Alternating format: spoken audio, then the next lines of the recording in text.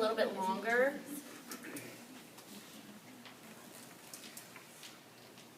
You just got to make sure it's not interfering whenever she bends up. Alright, so I'm going to cut this and flare it.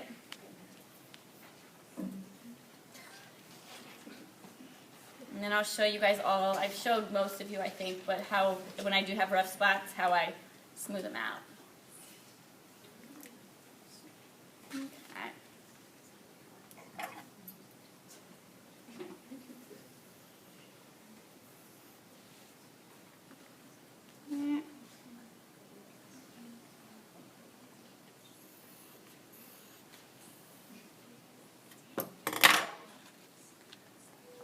Flare your proximal edge.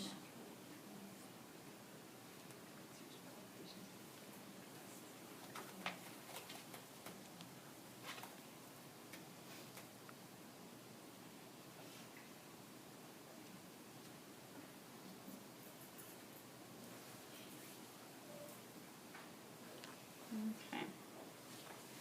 Now, so I'm going to look and see my areas that I've got a little bit of yellow, darn it. Alright, so this is the part where I had to like recut that. So I'm just literally going to dip it and then really use some pressure and use the palm of my hand to roll it out. And if I need to, I can get my thumb in there a little bit and roll it. But I didn't get it very soft. So it's not going to really change my whole thing, but it's going to be enough where it's going to round it for me.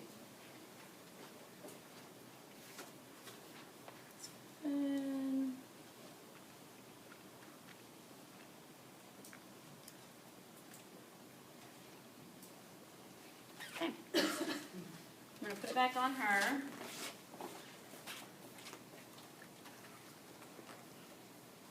So I know my straps. What's the best way to tell you guys how to do this?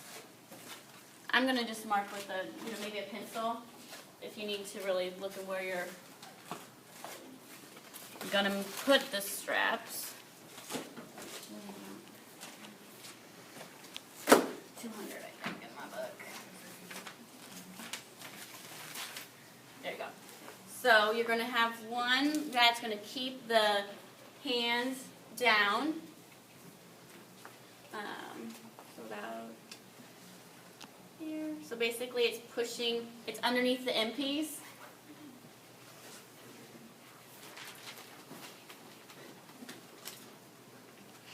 And then there's one that's going to come on top here of the eyepiece.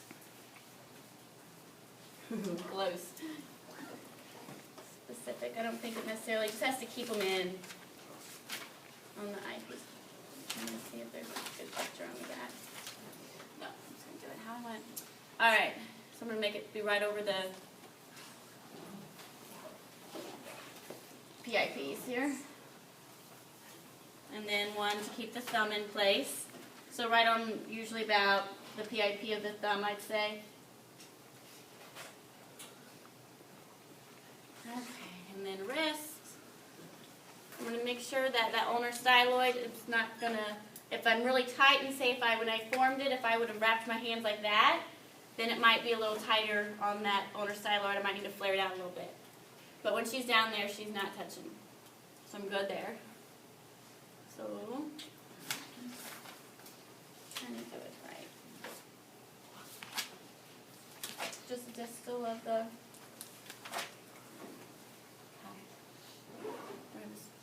one there, and here, and then about here.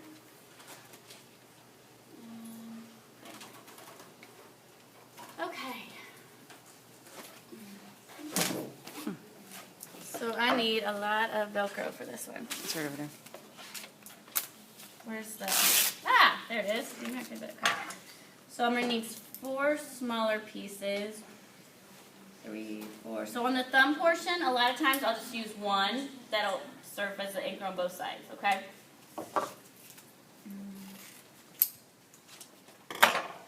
Make sure don't get it to be too much where it's coming off of the splint.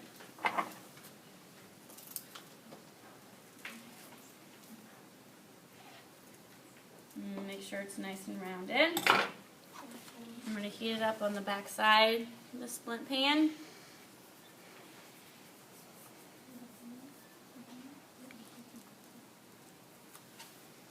Okay.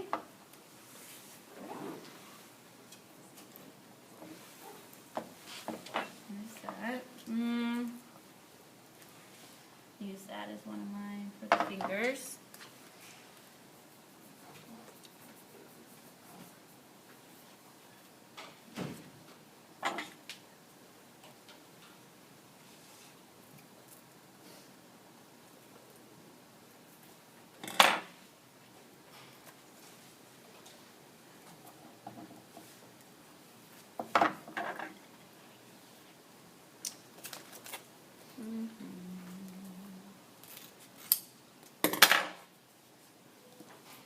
Any questions? Is it still important to cover all the hook stuff? Yeah, the only one where it might be not, I mean, it will cover it, but the thumb one when you use one piece, but I feel like it's easier because then the hook doesn't come off as easily. When you use a real small one, sometimes it does. But you still want it covered, but obviously it's going to meet.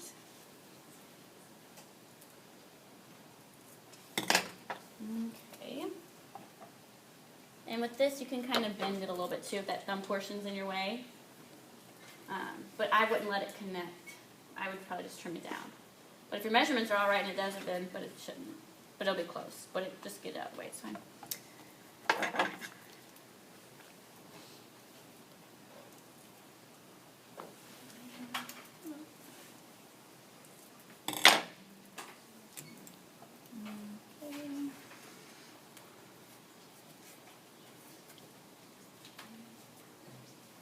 And I need one more tiny one in there.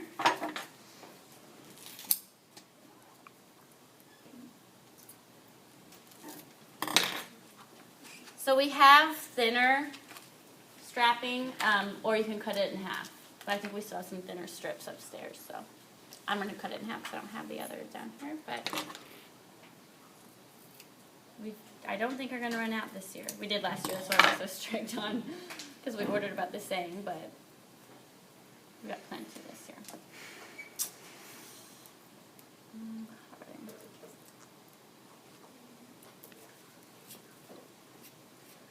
And then for my big pieces that are going to be big enough for that,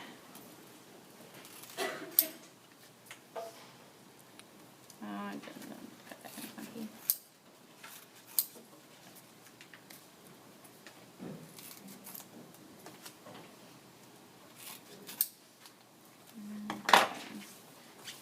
So 2 of these times.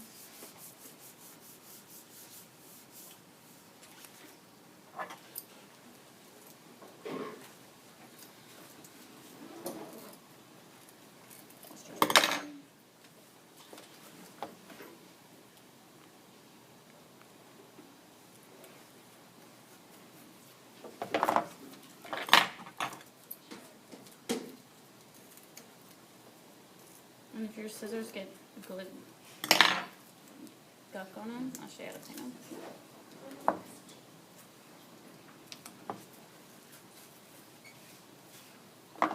Some more.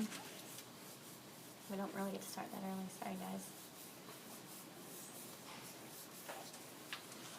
Do you like the videos better or watching me? Or is it about the same? The videos better? Okay. Because you can see better? Okay.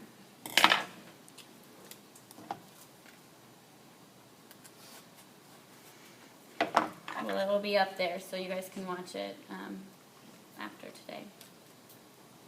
Or how long do you think it'll take you to... You won't get up there right away, will you? I'm going to try to. Are you? Okay.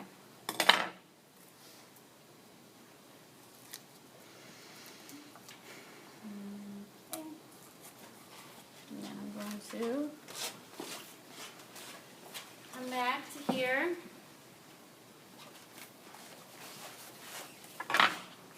So if your scissors get real gunky, just put them in. You might come off.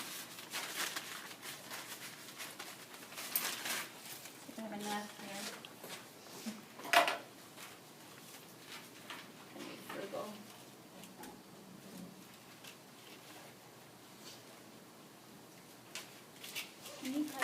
with the, again, So like the sharp edge of the thing isn't against your wrist. yeah.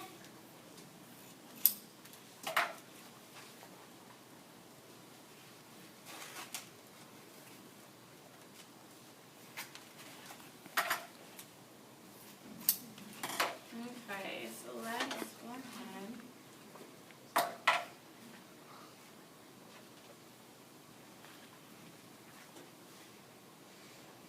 I'm gonna make that longer. Alright. I'm gonna just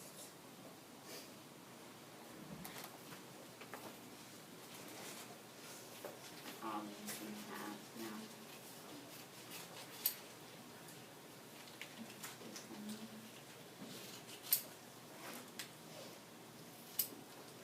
Alright, and then this part keeps the end piece flat. It gets kind of tight in there. So I typically tell my patients or caregivers just always leave that side on and take it off from the other side. You scared? I've never cut a patient. I'll cut myself.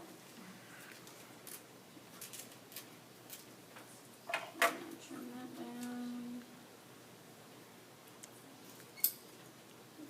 And then my eyepiece.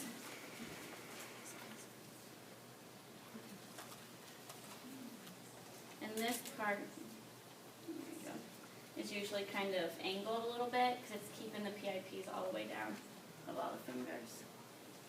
Woo! Really close there. Alright.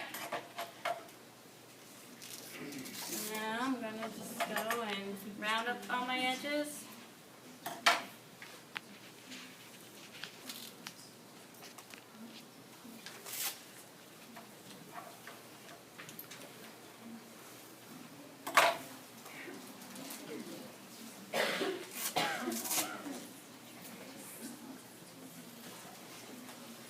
And then once all of my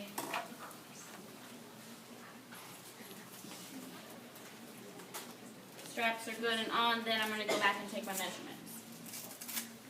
And if it's something like the splint pan length, like finger length, or you know, a wrist where you're like, oh man, I can get it, maybe I can just heat that up just a little bit, not to where it gets so soft, but enough to where I can bend it, you know, soften it up, and then bend it, and then put it on her again. That, you can usually do that without it. Anytime you get it, if you're not starting from scratch and you get it all the way soft again, then it's going to mess up part of it. But you can make adjustments to it a lot of times by just dipping it in a little bit and not totally getting it emerged.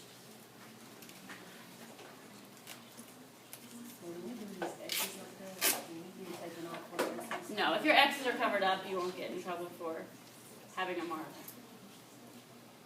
And a lot of the splint material is tan, the hook, so you don't even see it. Okay. So half the length. That's why if you get your pattern pretty good, really close. I'm going to pull that out just a little bit. But everything else looks good. So, any questions?